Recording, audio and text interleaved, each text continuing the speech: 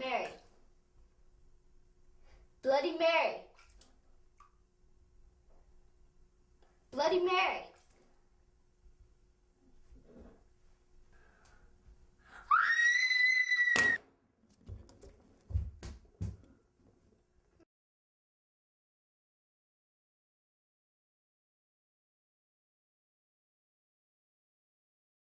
Simply by flicking on your television and scanning the channels, you can subject yourself to the horror stories of the day. The latest news on terrorism, a breach of national security, an uprooted tree smothering a daycare center, espionage in your own neighborhood, features on how to prevent your child from getting pregnant, stories of serial killers on the loose. So many things to be afraid of, so little time. Eventually, you find yourself not asking what you're going to be having for dinner tonight, but instead, what mutated strain of E. coli in my grocery should I be worried about tonight? You see it on the news, you see it on talk shows. Fear. It's everywhere you look. Whether you're scared that clowns at circuses have ulterior motives, or that you may have left the stove on, fear is the shape-shifting, teleporting, ubiquitous Grim Reaper, robbing you of sleep, making your heart race, and putting you in a generally bad mood. We all fear things, some more than others, but is it really all that necessary to live a life of fear? Is it making us more proficient in our lives, making us wiser? What is fear and why do we have it? Fear is probably a biologically driven response to threat. So it's something that's ingrained in people, that's there for survival, really. Society has more fears than there are Care Bears. What kinds of things are you afraid of? Midgets. Men that abuse women. Not being loved. Being unemployed. Being by myself in the mountains. Loneliness. Being kidnapped. Zombies. Needles. God. Underneath my bed. Die in the water. Death. Porcelain dolls. Clowns. Ghosts. Unhappiness. Airplanes. Heights. Bears. Disappointing people. Chalk. Hell. Making decisions. The future. Stairs. Girls. Fire. Natural disasters. Certain people, I won't name them.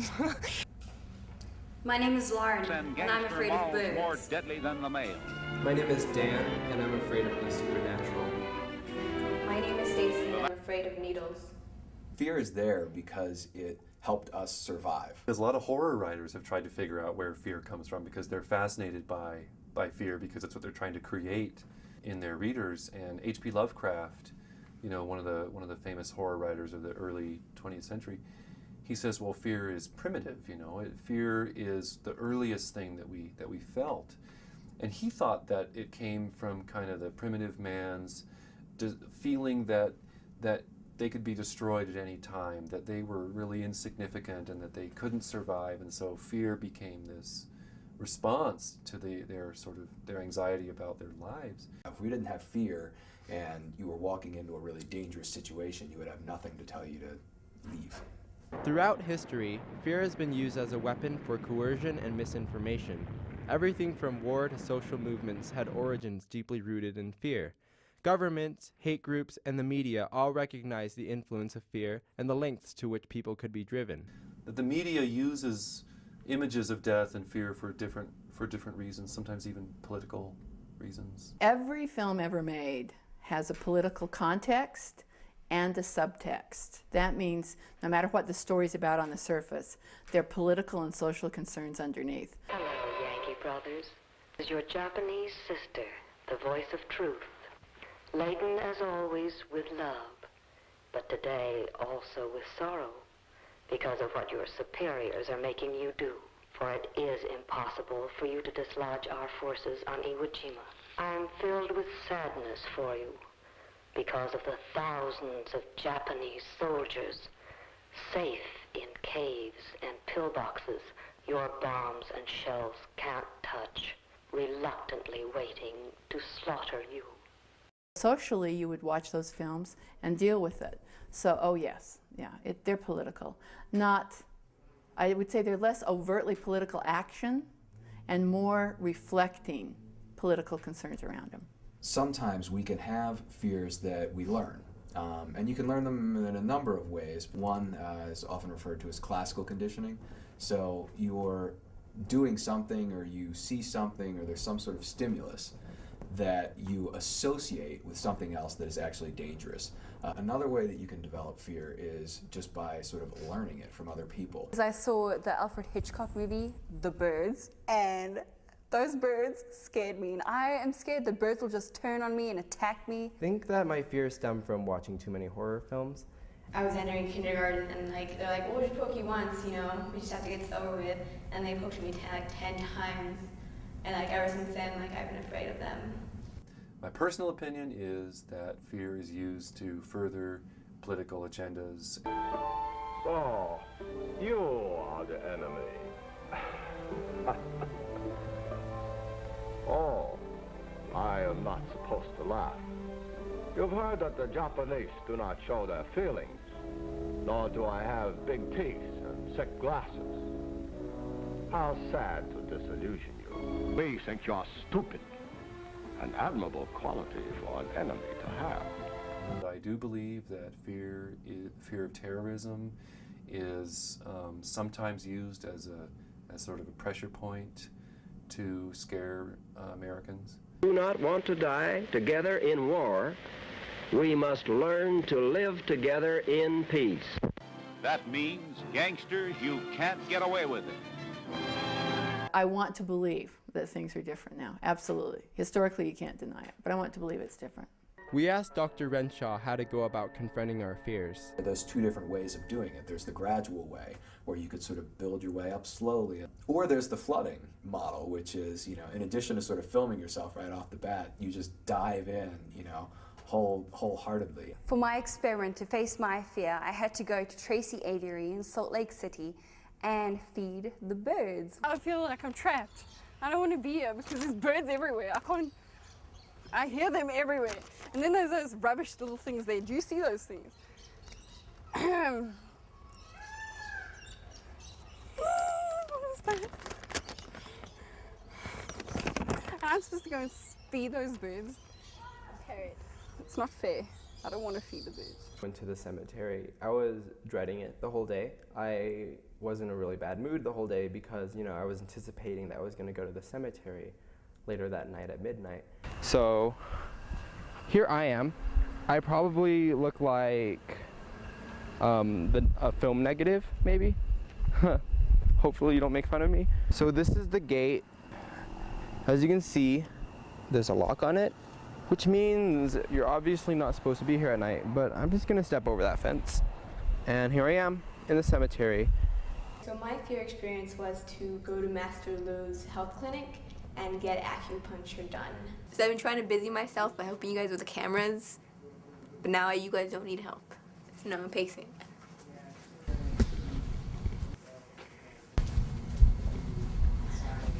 Master Lou, we're ready.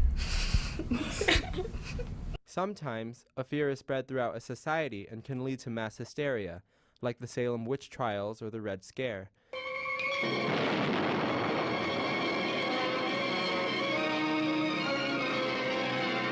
Little did the Cuban people suspect that Castro would betray their cause and deliver them into the hands of the most ruthless of all tyrannies, into the iron grip of communism.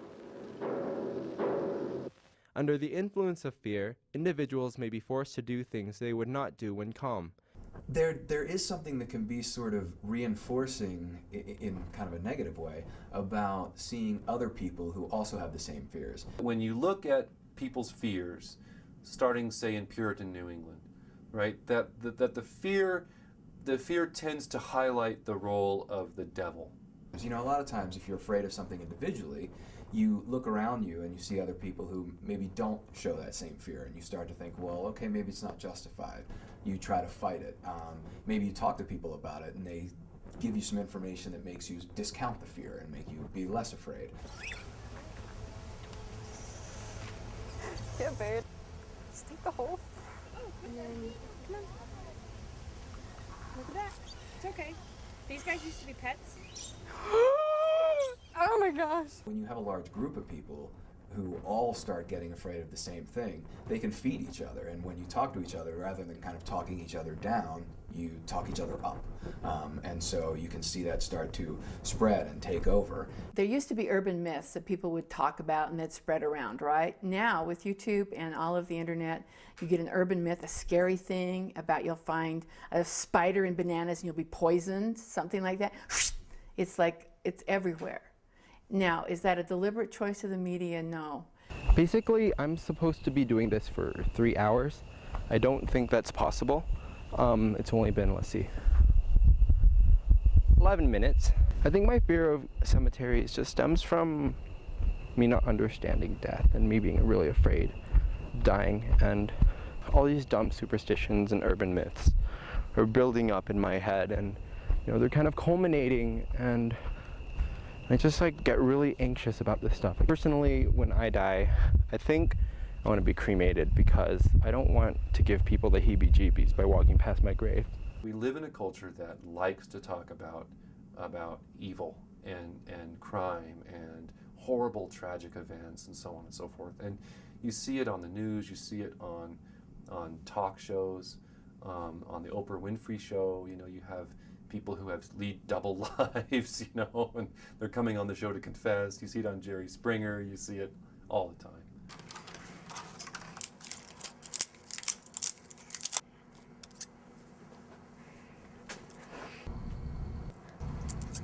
Okay. So you use your diagram in your nose. So you'll feel good. The media can certainly play on it by sort of showing images that tap into people's fears.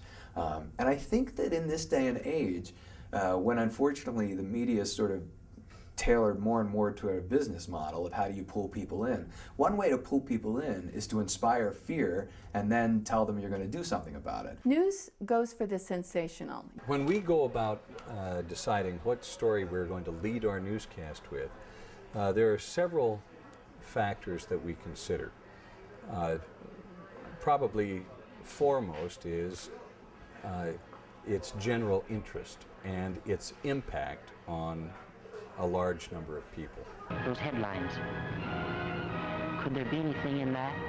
Every night you turn on the television and it catalogs all these horrible crimes people are committing, shooting and locking people in the trunk and burning people's houses down. Man who tried to rob 2 Albertsons pharmacies with a knife. Dangerous ex-con to walk out of jail. The bankruptcies in Utah are on the rise. It's a confusing construction zone that could become deadly. Another car bomb detonates in Baghdad. The man accused of murdering his wife and Holiday. A baby boy, 5 months old, was found abandoned this morning. You can see the apartment behind me. It looks like about 6 apartments that have been burned, totally destroyed. People that suffer from anxiety disorders, they often receive the recommendation not to watch the news, because the fear is that all of that fear and all of that worry will only make matters worse in their minds. Fear is a powerful motivator, and so sometimes they can utilize that to try to drive up their ratings and to try to drive up their sales. Our goal is to tell the truth every single time. Our goal is to be honest every single time and accurate every single time. Because if we are not, then you're not going to watch us. And if you don't watch us, then the people who advertise with us don't get people to come and buy their products. There is a money side of this. In terms of what it does to your mind, it can often sort of cloud your judgment, increases your heart rate, very tense, getting sort of shaky and excited. Don't fight on my hand. Birdies. I got so shaky. Listen, bird, I don't like you, okay? Oh, stop, sorry. No! Shh! Please.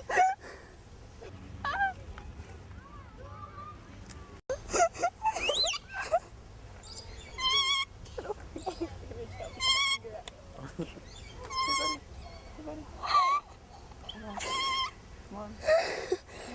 That's it. Good boy. There's another one on me.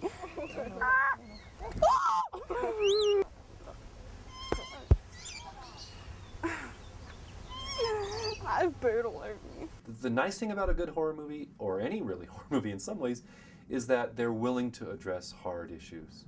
And I think a good horror film takes you through it and then closes it up nicely. Puts the lid on the coffin, if you will. So it's over and you know you're safe. It's weird. I find myself continually talking to the camera because I feel like it's like, a small comfort at least. I'm scared, I think, but it's not too overbearing. I guess this isn't something I do for fun or anything, but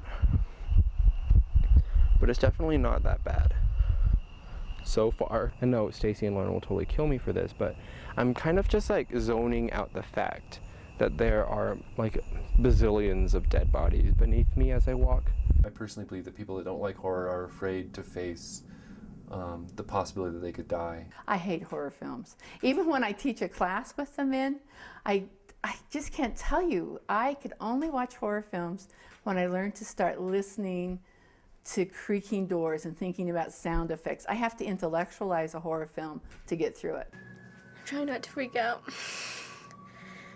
Trying to keep calm. Trying to deep breathe like he told me to.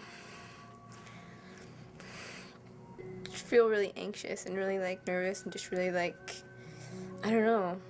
It just feels not normal. It's the only way I can explain it, I guess. Horror teaches us that we're going to die, and that it's okay to know that you're going to die someday. And I think that a lot of people would prefer not to think about that. Hang on. Yes. I'm a bird lady now.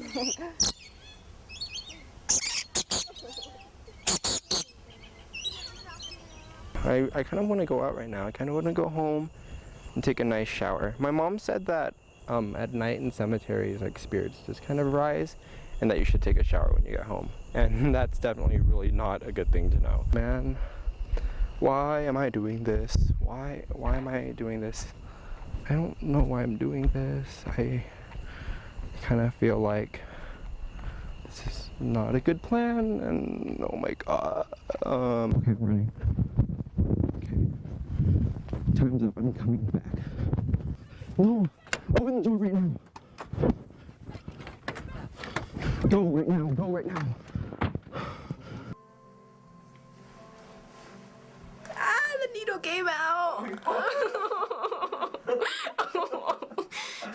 That's getting close to that. Wait, Stacey, don't go anywhere. Okay, hold on. Don't, just calm down. Oh, because it's your hair. Dan, help. Your hair. Well, we're not about to put it back in. No, we're not putting it back in. Yes, they're all out, Stacey. Okay, good. How are you feeling? I feel better. More relaxed, right? I was getting more relaxed this time. Yay, we're done. Shall we dismantle? I have to tell you, I defend the media in general. I teach film, I watch film, I love film, and I think it's flawed, but I think to take the tack and say, well, they use these negative fear tactics, yes, some do. But I think there's also a much stronger side that wants to educate, that isn't going to use that hook.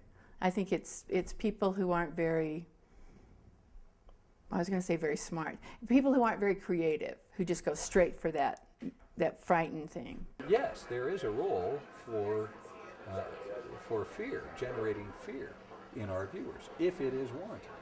However, it is to make expressions that create fear in people unjustifiably, then you are treading on an area that ultimately will shoot you down, because that erodes your credibility. If you cry wolf and there is no wolf, then people start to not believe you. And in the news business, credibility is absolutely everything. I've learned that everyone has a different fear and that every fear is valid. There's nothing to laugh at about someone else's fear because it really affects them in a certain way. Some of the things in the media that are portrayed, we need to figure out what is worth being scared of and what isn't. I learned that fear is very two-pronged. Fear can be a horrible inhibitor. It can stop you from doing the things you want. It can stop you from living the way you want. Or it can be a powerful motivator, and it can, enlighten you. It can make you wiser. It can make you stronger. It can make you more ready to deal with life. And so there are two different routes, two different roads that you can take. But it all depends on how you deal with the situation. And I believe that we live in a pretty scary society, but do I believe that because I watch the news too much, or is it because it's true? Fear is inevitable. The question is, how do you deal with it? I think films can be used to purge fear, or they can be catalysts to create it. And you have to know yourself how it works for you.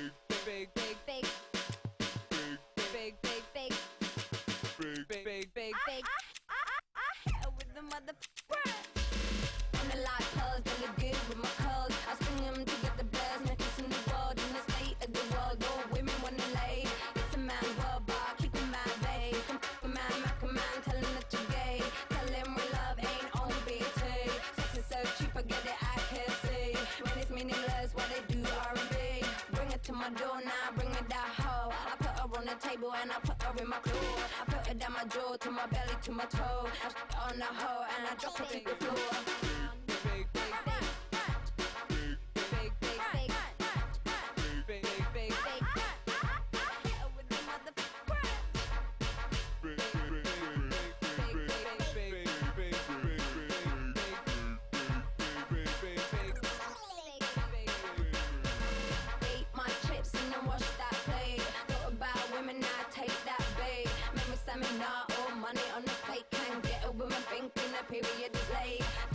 Jesus, I got my own estate. If I let you in, will you run off with my maid? All men are just so fickle these days. To find a really good